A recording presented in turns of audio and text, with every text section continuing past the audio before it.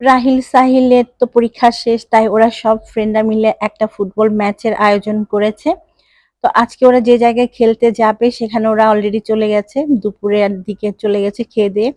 তো এখন 4:30টার মতো বাজে। এখন আমি আর তোমাদের ভাইয়া যাচ্ছি ওদের খেলা দেখতে। আসলে ওরা যেহেতু একটু দূরে গিয়েছে খেলতে সব ফ্রেন্ডসরা মিলে, তাই ভাবলাম যে কি করছে না করছে একটু দেখে আসি। মায়ের মন তো মানে না, তাই না?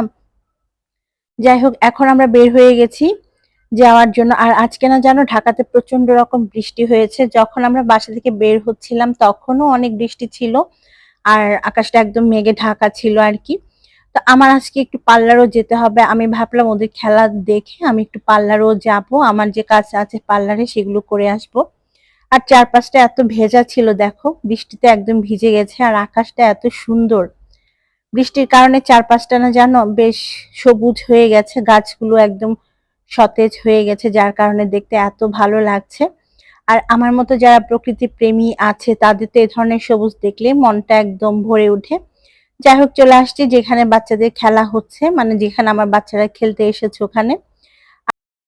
আজকে আমার ছেলেরা যে টিমের হয়ে খেলছে সেখানের বাচ্চারা কিন্তু মোটামুটি ছোটই আছে, ক্লাস 3-তে পড়ে, 4-এ পড়ে, এমন বাচ্চারাও আছে। কিন্তু ওদের অপোজিট দলের বাচ্চারা মাশাল্লাহ 6-7-এ পড়ে, মোটামুটি একটু বড় হয়ে গেছে, টিনেজ বলতে পারো। যাই হোক, এই খেলার মাঠটা ভীষণ সুন্দর। আসলে আমি আমার বাচ্চাদেরকে কখনো কোনো কিছুতে না করি না। আমি চাই ওরা ওদের শৈশবটা খুব সুন্দরভাবে কাটাক, সুন্দরভাবে উপভোগ করুক।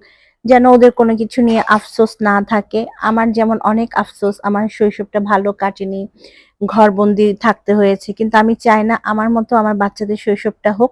ওরা প্রতিটা দিন, প্রতিটা মুহূর্ত এনজয় করুক, এটা আমি সবসময় চাই।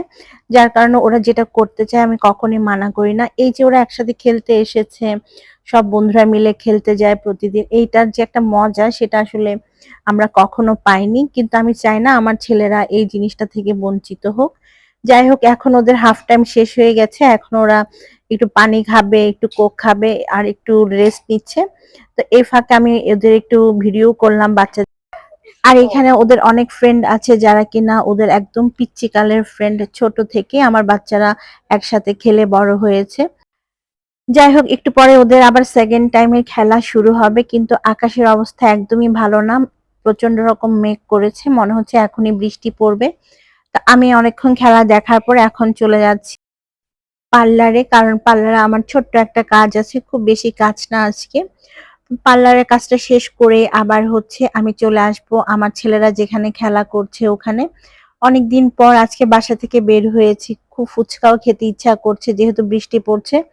যাই হোক, পার্লারের কাজ শেষ হয়েছে, আর পার্লার থেকে এই যে কাঠগোলাপের গাছগুলো দেখতে পাচ্ছ, এগুলা দেখতে আমার ভীষণ ভালো লাগে। এখানে বেশ কয়েক রকমের কাঠগোলাপ আছে। আর কাঠগোলাপ কেন জানি আমার ভীষণ পছন্দ, সেই স্কুল লাইফ থেকেই। আমাদের স্কুলে না জানো একটা কাঠগোলাপের গাছ ছিল, যখন স্কুলে যেতাম সকালে তখন অনেকগুলো ফুল পড়ে থাকতো নিচে, আমরা সেই ফুলগুলো কুড়িয়ে নিতাম, আমার এত পছন্দ ছিল কাঠগোলাপ। ফাইনালি আবার একই জায়গায় চলে আসছি, আর এখন মনে হচ্ছে বৃষ্টি শুরুই হয়ে যাবে, কারণ প্রচন্ড রকম মেঘলা হয়ে গেছে, একদম অন্ধকার আর কি। আর আজকে যে জায়গাটায় আমরা আসছি এই জায়গাটা আমি ভীষণ পছন্দের, কারণ চারপাশটা এত সুন্দর, এত পরিষ্কার, এত ক্লিয়ার ভাবে রাখা হয়েছে যে মুগ্ধ হয়ে যাবা আসলে। আর দেখো কি পরিমাণ মেঘলা করেছে আকাশটা। আমি যে জায়গাটায় দাঁড়িয়ে আছি এটা হচ্ছে মূলত একটা বাস্কেটবল খেলার জায়গা, সেখানটায় আমি বসে বসে তোমাদের সাথে ভিডিও করেছি। আর আকাশটা এরকম হলে না আমার ভীষণ ভালো লাগে। তোমাদের এরকম মেঘলা আকাশ দেখতে কার কার ভালো লাগে আমাকে অবশ্যই কমেন্ট করে জানিও। বৃষ্টি শুরু হয়ে যাওয়ার আগে আমি গাড়িতে বসে পড়লাম, কারণ বৃষ্টিতে ভিজার আমার কোনো ইচ্ছা নাই। বৃষ্টিতে ভিজলে কেন জানি আমার ঠান্ডা লেগে যায়, জ্বর হয়ে যায়। আর এখন না জানো, জ্বর ঠান্ডা হলে একদমই কাহিল হয়ে পড়ি, শরীরটা একদম উইক হয়ে যায়, যার কারণে আমি বৃষ্টিতে ভিজতে একদমই চাই না। কিন্তু আমার ছেলেরা না জানো বৃষ্টিতে ভিজে খেলাটা কন্টিনিউ করছে, তাই ভাবলাম যে ওদেরকে ছাতাটা দিয়ে আসি, সেই সাথে তোমাদের ভাইয়াও ওদের খেলা দেখছিল, সেও হয়তো ভিজে যাবে, তাই আমি আর গাড়িতে বসে না থেকে ছাতা নিয়ে নেমে পড়েছি, যেন ছাতাটা ওদেরকে দিয়ে আসতে পারি। আর এভাবে ছাতা মাথায় না জানো বহু বছর পর আমি হাঁটছি, কখন যে এই কাজটা করেছি আমার আসলে মনে নাই, তবে অনেক বছর হয়ে গেছে। একটা সময় ছিল বৃষ্টি, ছাতা মাথায় হাঁটা এগুলো আমার জীবনের রেগুলার একটা অংশ ছিল। কিন্তু এখন সেই জিনিসগুলো আর হয় না। তবে স্মৃতি তো থাকেই।